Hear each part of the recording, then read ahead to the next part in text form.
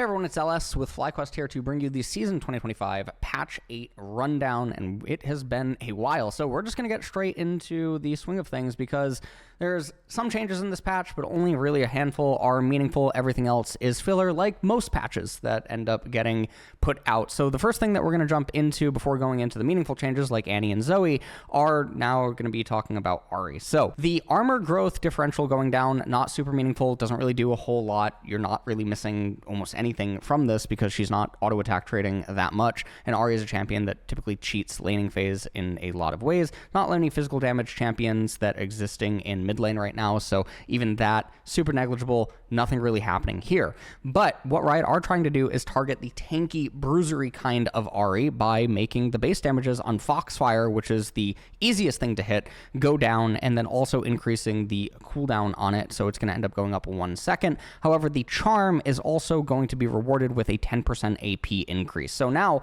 if you have more AP, she's getting a 24% buff to her AP on her W, 10% on the charm, so 34% total AP inside of her combo, but the base is going down significantly. So now if you don't build AP, you're not really going to be rewarded, which is honestly a little bit of a problem because you have to make up 40 damage, which is going to be missing just from her W. So that is honestly a little bit frightening. And then on top of that, you're missing 25 base on the initial Foxfire. So even that is very painful. So moving away from Ahri, we're going to get to Annie. Now, this is one of the more disturbing changes that has ended up happening. They're trying to make Annie not just be entirely reliant on Tibbers, and that is always a scary thing because Tibbers, when she has it and when she doesn't, it's almost like she's two different champions. But we're just going to jump into talking about this. Health growth is decreased, so she's not going to be as tanky. Q damage, however, is increased, W damage increased, cooldown decreased, and the R new magic pen passive is there, but Tibbers damage itself is decreased. So now, if you land the full combo and you open with Tibbers, you're going to deal more damage than Annie was ever really dealing before. Now, the health growth, she is losing 6 per level, so she's losing about an auto attack in terms of HP in, first reset roughly, and then later on into the game, I mean, she loses about an auto pretty consistently along the way. Q disintegrate damage is now going to go from 70 to 210 plus 75% AP to 80 to 220, so she's getting a flat 10 back, and then she's getting 5% more AP. So this is actually undoing the base nerf that she had once upon a time, and now her AP is going up. Incinerate, likewise, 70 to 250 plus 85% AP to 70 to 270, so 20 flat base on the W, and the AP is going to stay the same. The cooldown, however, is going down by a second, which is actually a really big deal because Annie does get her cooldowns up pretty consistently inside of teamfight. So now W and Q, completely steroided, R summon Tibbers, bonus magic penetration is now going to go from 10 to 15%. So it's getting a flat 10%.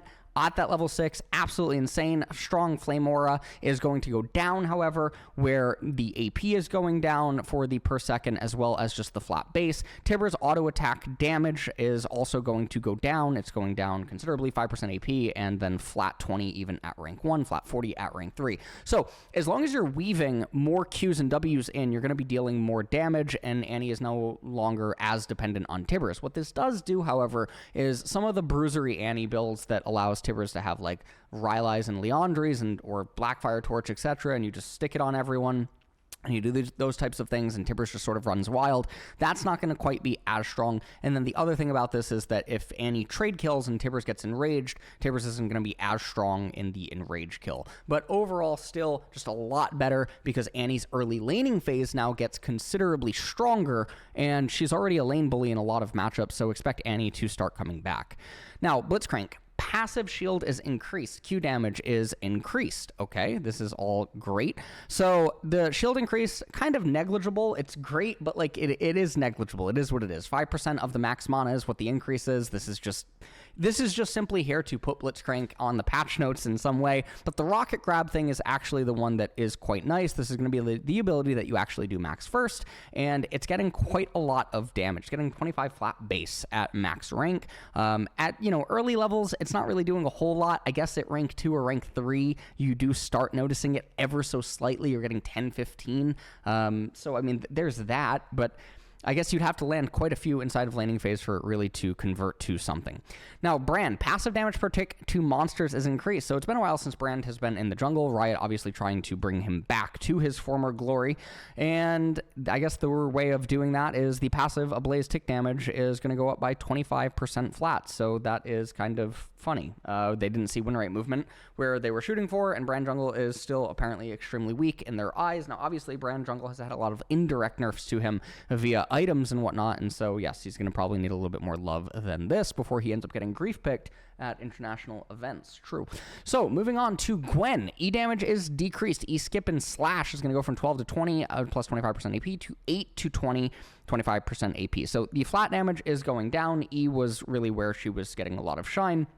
There's been a couple of people that have been playing her primarily inside of the jungle and also in mid lane where she has been quite strong. Is this going to be, you know, the end of Gwen or anything like that? No, I don't really think that it is. It does hurt her early stuff quite significantly, more than it hurts any of her later stuff because she just has too much damage in the later stages anyway. Hwei, passive damage is increased, R damage increased, and well, I don't think anyone's happy about this. No one likes playing against Hwei.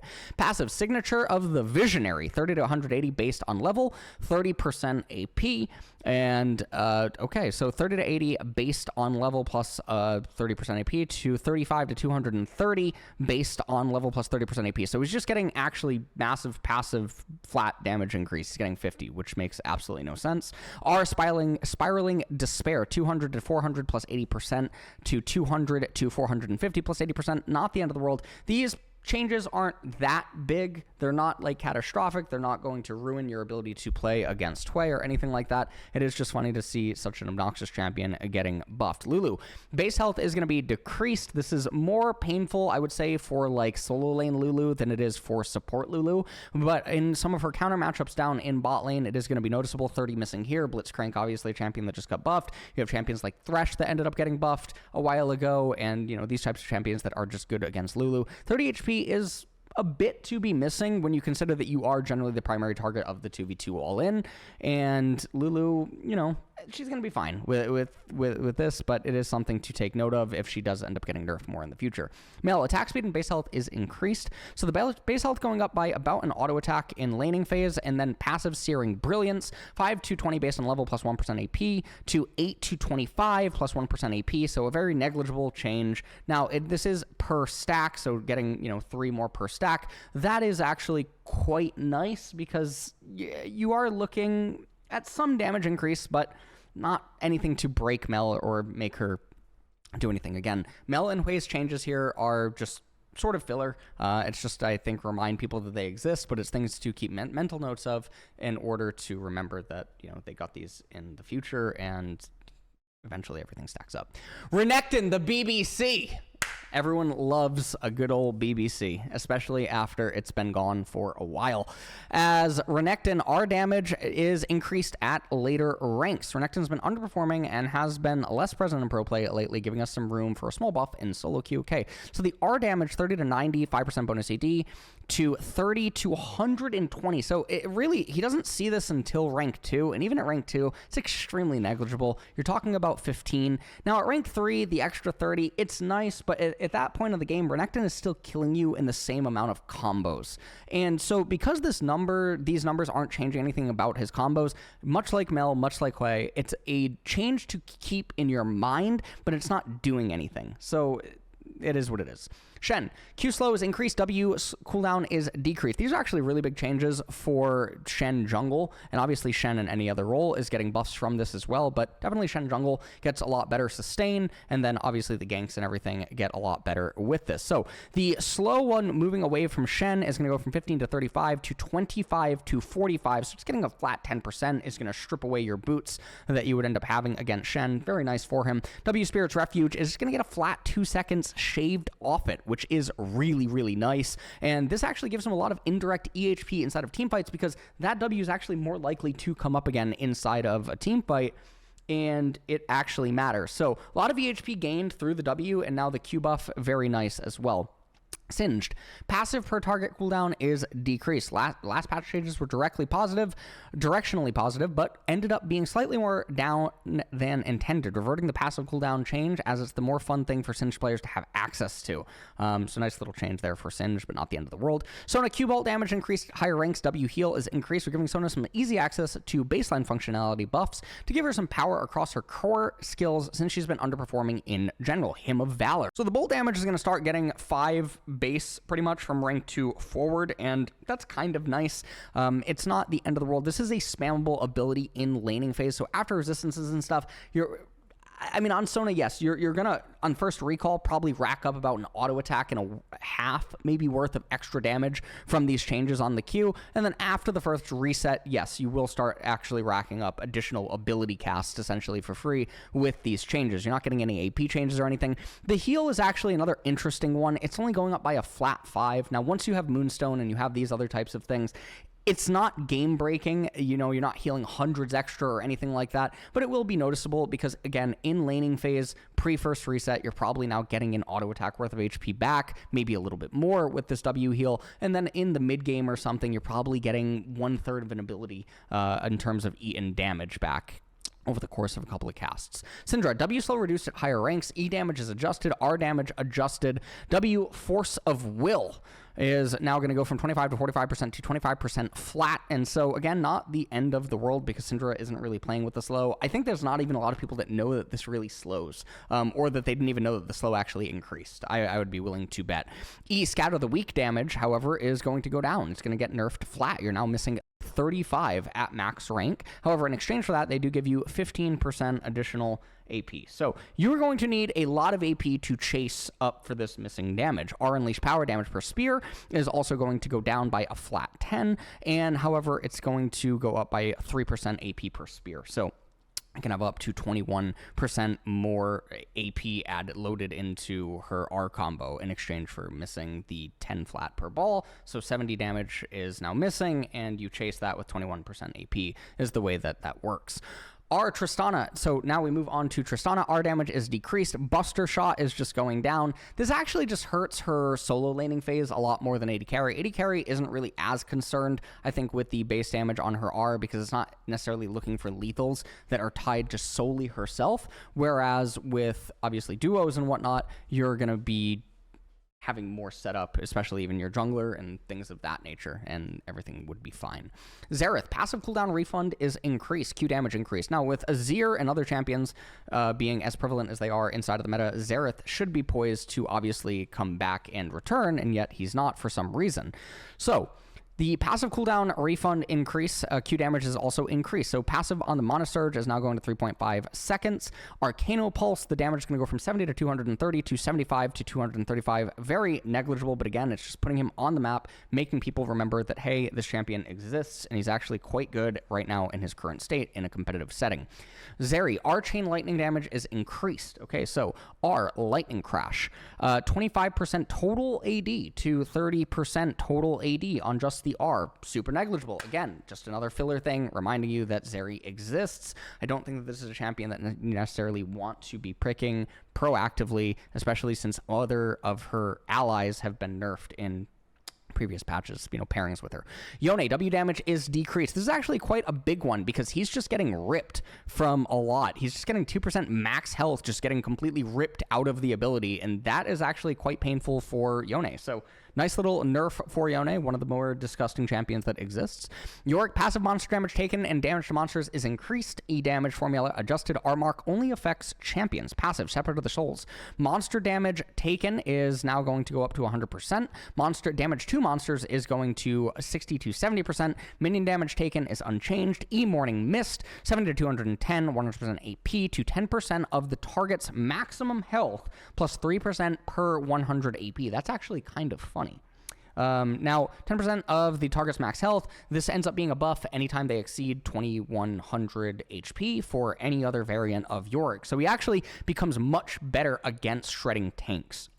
Even in mid-late game, there's a lot of champions, bruisers and whatnot, junglers, other types of champions. This is now just outright dealing a lot more damage. And the fact that it gets the 3% per 100 AP probably opens up actually some really funny builds with Yorick, where his E becomes really lethal to a lot of champions. So our eulogy of the Isles mark now only affects champions. Okay, now the really big change here for Zoe. Now Zoe's best role is actually in support, but this is massive for mid lane. Zoe struggled with wave clear more than most mid lane mages. This is true, and that is one of the downsides of Zoe. But what they're doing is that the damage fall off to secondary targets has now been removed. So now, from what I was seeing on Twitter, apparently Zoe can now wave clear the spellcaster minions at level 5, and then after first reset at level 7, she can kill the melees with just the paddle star, which is massive for her ability to bully inside of lane and get priority in a lot of matchups.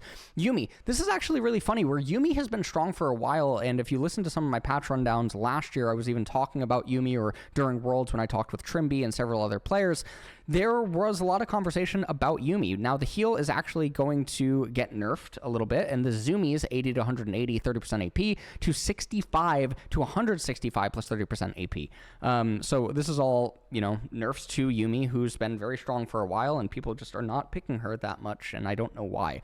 Items now that we move on to is Cryptbloom, who's now getting 5% more AP. Not really super negligible, or Cryptbloom, generally when you're looking at Cryptbloom, you're actually looking if you do need a lot of M-Pen and if you just want the ability haste in general.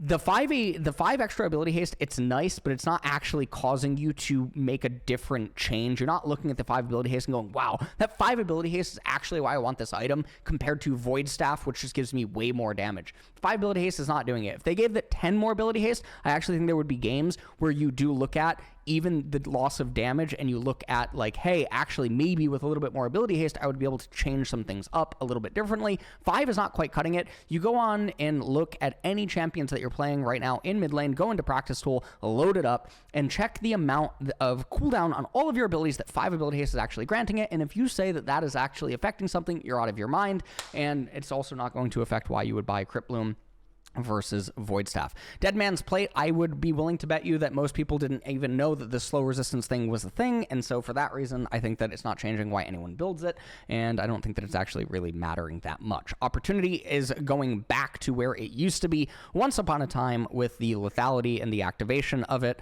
and so that's kind of nice, but I do think that it really only helps assassins. I don't think that we're actually going to get any weird wonky builds with it. Overlord's Bloodmail, but an item that really doesn't get built all that much. Overlords has been fine but not exceptionally powerful for most of its lifetime, looking to buff it into a position where it's clearly better than some of the other items for heavier fighters, especially in later fights. Bonus AD equal to 2% of your bonus health, bonus AD equal to 2.5% of your bonus health, 0 to 10% based on missing health bonus AD, to 0 to 12% missing health bonus AD. Now, you obviously need to be playing a very specific champion for this to be good. The other problem with it, though, is that Titanic, especially because of the reset and other things that Titanic is giving you, oftentimes just ended up outshining this item for a lot of other reasons. So we'll see actually if it ends up getting built. You'd have to run some numbers, but again, this is going to be a champion-specific only item, which is fundamentally very difficult to balance over the years. People might remember Hextech Gunblade once upon a time, which was only built by certain champions, and, you know, other champions like that, right? You had like what was another one? You had Hextech Gunblade. You also had Gwynsu's back when Gwynsu's used to be different and was only built on very specific champions. And that is pretty much it. There's Arena and ARAM changes, but we are not going to get into it. And there are some of the really crazy upcoming skins and chroma for this patch. And honestly, some of them are genuinely worth buying. So that is pretty much it. And I will see you guys all in the next one.